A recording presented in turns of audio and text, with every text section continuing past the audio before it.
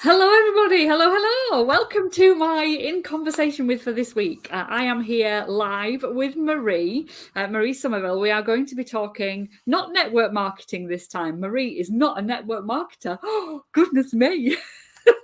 Marie is one of my Success Lines members and one-to-one clients. And I thought it'd be nice to hear from her from a different viewpoint about the successes and struggles in business, because I don't think the people in network marketing are unique in any way, shape or form. What struggles we have applies to pretty much every business out there. So Marie, would you like to introduce yourself and what you do? Hi, hi everybody. Thank you to Anna for having me on. My name is Marie. I am Scottish, in case you can't tell from the accent. I'm really trying hard to keep it chilled. I am a French and Spanish graduate, mother of one. Sometimes it feels like a mother of five, but never mind. And I speak French and Spanish. And you have turned that speaking French and Spanish into a business, haven't you? I have, yes, I did. Yes. I was going down the line of secondary teaching because that was always what I thought I wanted to do. But on a placement, I realised that it wasn't quite like you think it is in your head. There's a lot of aggression in the classrooms these days that as a 5-foot woman, I really didn't feel comfortable with. So I got a day job instead. And speaking about trying to find alternative employment, I decided I wanted to teach adults, and my friend, way before lockdown, my friend said, just do it yourself then. So I started, I contacted some local centres locally, so some community centres, bowling clubs, things like that, and I ran evening classes to adults. I would tutor the odd person, I would know people and say, oh, my niece needs somebody, can I give them your number? So I would did the odd bit of tutoring. And then actually before lockdown, I'm also qualified to teach English as a foreign language. And I did the CELTA course. I don't know if anyone knows what that is. It's like a teaching qualification by Cambridge to teach English as a foreign language. And I was asked to volunteer, and I volunteered, but it was via Zoom. So Yep. this was before lockdown. So I actually am one of these few people maybe that used Zoom before Zoom was a thing. So, Yeah. but doing it with your own child, by the way, is totally different. Don't have, it was completely, I was, I know how it works. No, the actual home learning thing wasn't how I expected. But when it came to, but then it was really funny in my head because I was volunteering teaching English as a foreign language. I wasn't being paid for it.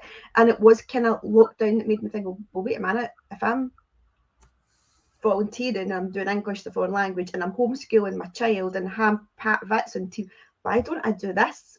This French and Spanish thing online, and it came from there. So it's been learning a language has been going for a while, but it's really only come into its own since lockdown, I would say. Yeah. So you have two sides to this business, don't you? One for children. Well, Yes. GCSE and highers. It's called Yes, well, highers. Yeah. we're Scottish, so we've got Nat 5, where That's you have GCSE, and yeah. we have higher, and you guys have A level. So really teenagers. Yeah. And I've also got some beginners. Yes. So I've got the actual page, the sort of Learn a Language Facebook page, but I'll have the Learn a Language VIP lounge for the grown-ups.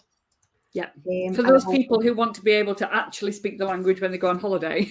yes, which this is the thing, I have rarely gone on holiday abroad to a country where I don't speak the language.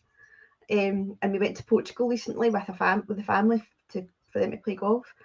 And I really didn't feel very comfortable. It was like, oh my goodness, I don't know what to say to people. I don't know how to say all this. So yeah, I do beginners, and as much as I love, and I know that the teenagers do an exam tuition, they're not really children, but I still talk about Yeah. my Yeah. wains, my children, my boy, my girl.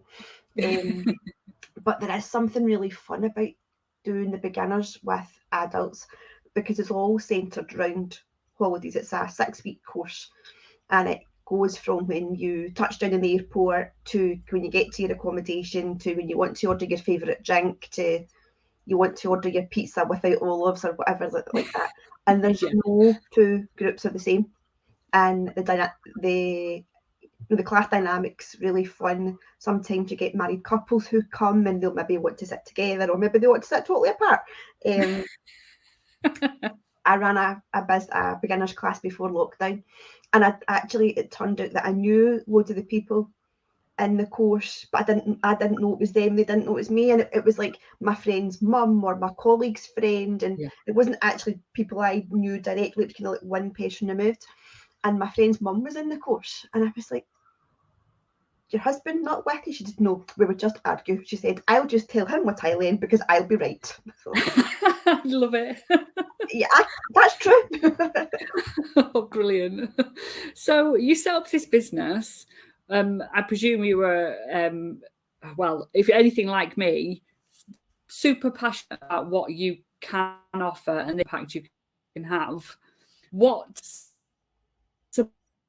surprised you? What was different than you expected? I kind of expected the social media part to be easier. I kind of thought, yay, I've got like 500 people on Facebook and they'll join my page and my group and blah, blah. I kind of thought it'd be like real, and it's a wee bit like total silence. You know, it's like it's quite strange, and people will say, "Oh, I saw your post," and I'm like, "Did you not comment on it, or did you maybe share it?" "Oh, well, you already know the answer because I know you." So, okay, so yeah, it's strange that way. It's trying to find the balance between being out there all the time and being in people's faces constantly, and not being out there at all. Yeah, and I think we come into social media to market our business, and we do expect that support, but everybody's on there for a different reason, aren't they? They're not there for you on social media. They're there for themselves. And actually, most of our friends and family on Facebook or Instagram, they're not our ideal client. They're not that person who we want to be selling to anyway, are we? Not at all. But there's also different kinds of people, because my husband and my daughter are very similar, but they're very different to me. So speaking to my daughter as a student, oh my goodness, because I've been tutoring, I know the local high school French and Spanish, or I know a few of them. But one of the ones I knew went to her school, and did she speak to him? No. Because whereas I would have been when I was at school, I was the hand first up kind of person, whereas my husband and my daughter very much, sitting on their hands, please don't ask me. So it's a bit like that in social media. I'll always answer a post, whether I tell you no, I've not done it, or I have. I'll normally answer if I see it. If you see it, that's the thing as well, isn't it? But I'll answer even if my answer gets me into trouble. No, Anna, I haven't done that yet. But people like my husband and my child just sort of scroll past, and so I get that on my page as well. So you're trying to find content that's attractive to people, and I'm always very aware of the fact that I'm selling grammar. Do you know what? I want to tell you, I'm teaching you how to order your favourite drink or order your favourite pizza or whatever it is. But a lot of people have had bad experiences with language classrooms as a child themselves. I'm studying just now towards a postgrad diploma. I've just finished the postgrad certificate. Got word in January, but I'm continuing to do the postgrad diploma. So you find out, you do a bit of research and things like that, and you find out that people have a lot of bad experiences about their modern foreign language experience. Like they call it MFL, because that encompasses French and Spanish and German. I think they said there was a survey with like a third of parents don't feel confident helping their child with French and Spanish homework. I wouldn't have had a clue. We've had this conversation before, haven't we? I did German at school. One of my children did French and one did Spanish. French I could kind of cope with, but it was the real basics, the stuff you learn in the first year at secondary school, the real, counting up to 12, and that's probably about it, maybe some animals. But Spanish, it was completely overwhelming. And to be able to help my child at GCSE level with that was impossible. Yeah. But then I find that the total opposite. My child's already doing she's in the last, when I know your English system is slightly different. Yeah. My child is 11. She's in her last year of primary school. She starts high school in August, but she's already doing some high school math stuff. And she'll bring math stuff home, and I'll be like, just go and have a drink. And I'm on the phone to my friend going, help, because I can't do it. I genuinely can't do it. And she's been doing coding, and I'm like, totally lost. But if it comes to like, right, so did the French teacher come today? What have we done? I love it. Yeah, it's just what we know, isn't it? It's what we know. Absolutely. And then I think sometimes having that somebody to go and talk to, like yourself, that can help with that, or somebody that you can put your child in touch with to help with what you can, is well, it's just amazing. I remember my daughter having a maths tutor to get her through her GCSEs because she couldn't. Well, she was very good at Spanish. I didn't have a trouble with her and her Spanish at all. She just got that, but she didn't get her maths. So for her to be able to go to university, she needed to pass her maths. She also needed to pass her MFL, her Spanish, because that was part of the agreement. You had to have a modern foreign language to get into university at the time. And that tutor was the person that helped her do it, because there was no way I could. And I think it's a great service you provide. It's also the fact that children will do things for other people they won't do for their parents. Way before, I mean, Megan will do her homework, kind of, but I remember having to look after, the couple I told you that the wife went to the Spanish class and the husband didn't because they would disagree. Well, their granddaughter, I was looking after their granddaughter, and because they were on holiday, and I said to my friend, right, well, I'll collect her and my child at the same time. We'll do a bit of homework, then we'll do dinner. And my friend said, listen, Monday night's not a homework night in our house. She might just sit quietly, but please don't make a big issue because we don't do homework on a Monday night in our house. I was like, fair enough. So we got into my house, we gave them a snack and stuff, and my daughter did her homework, and so did my friend's child. Yeah. And my friend appeared and was like, really? Like, not a word of a complaint. I gave her a choice. Mum says you don't have to do it, but you can do it if you like. Okay, and she did it, no problem. And that's when you start to learn, that there's things that children will do for other people that they won't do for their own parents, and that's. I always think it's like driving lessons, Megan has, because she likes to wind me up by doing things like odd socks and odd days of the week socks just to really set me off. But she's announced that because I speak French and Spanish, she's announced she wants to learn German. Yeah. Why? Like, just to wind you up. You don't, so that you can't help me. Like, cheers. Yeah. And do you know, on a similar vein, us as adults are very, very like that too. We will do things for other people that we wouldn't necessarily do for ourselves. Absolutely. Yeah. And I think as a business owner, we forget that. And as a business owner, we are doing everything for ourselves. Therefore, we don't put ourselves out there the same. If we were doing it for an employee, for somebody else, we'd find it so much easier to get it out there. You're dead right. Yeah. If you were to tell me to go live on my own Facebook group, I would be like, no way, but here I am. Here you are, live on a business page, on my Facebook group, on YouTube. You'll be on a podcast soon. There's no stopping you now, you see. None whatsoever. Yeah. So what has been your biggest success, do you feel, in your business so far? Well, I did decide I will always love beginners Spanish. That's because who doesn't love talking about, your favourite drinks and ordering your favourite. But really, I think my biggest win has been the exam tuition. There were children, they were 15, and again, I'm only 5 foot, they're all taller than me, but kids.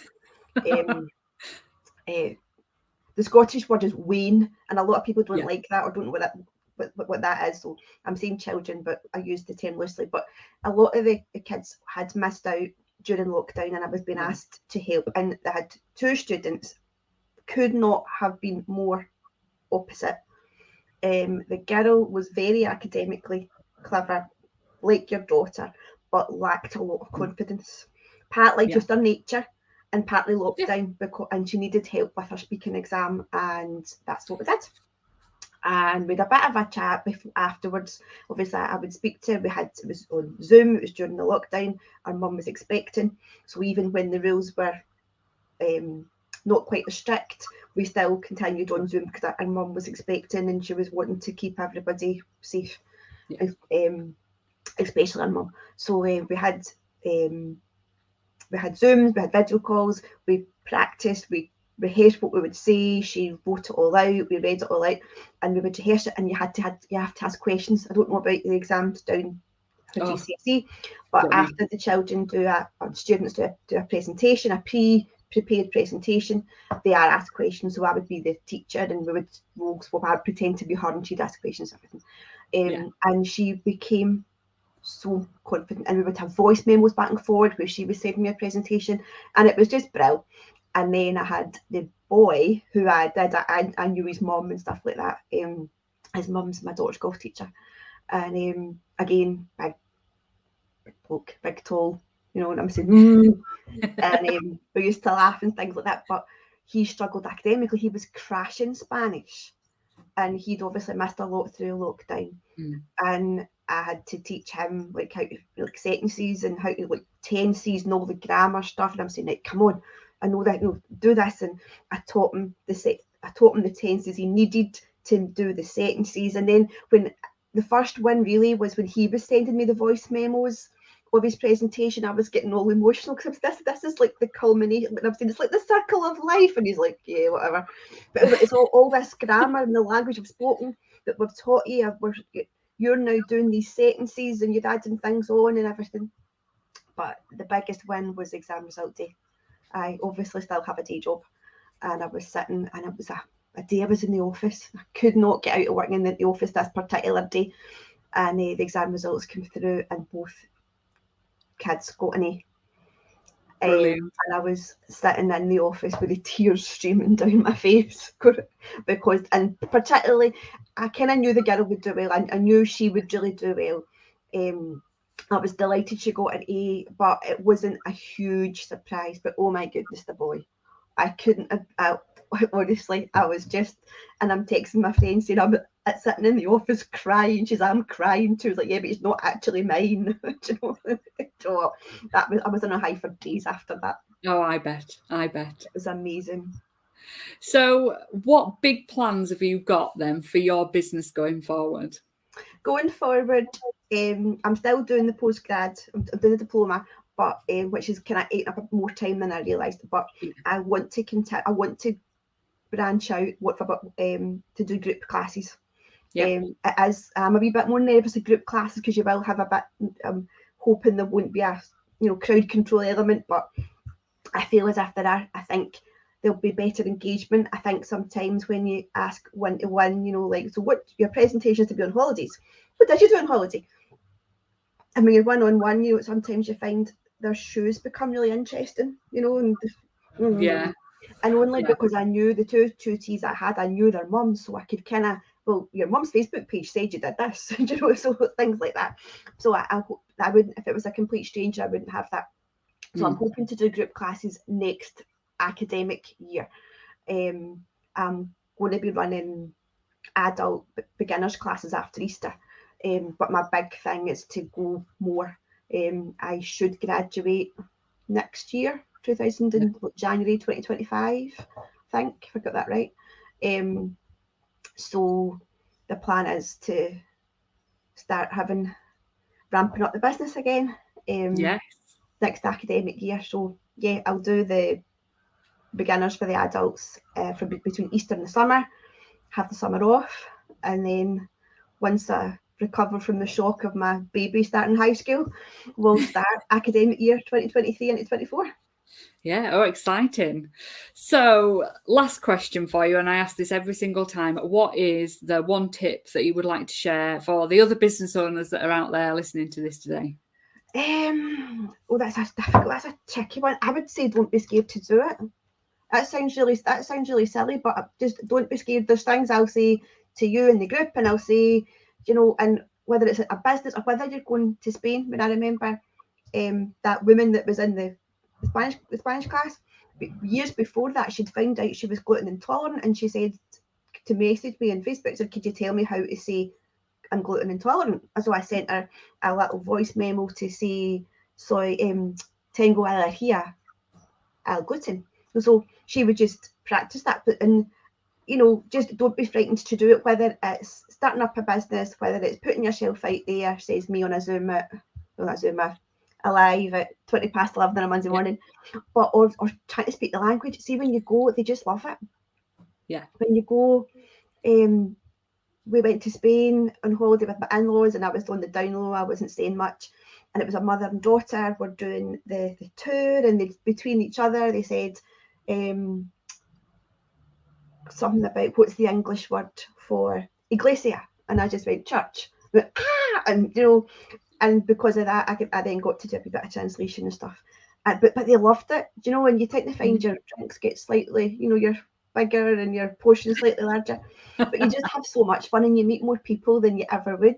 When you it's exactly the same. If you get involved with stuff in a local community, whether that's abroad speaking their language, even if it's the odd word here and there, or in a business community, things happen. Magic happens, doesn't it? Absolutely. Yeah.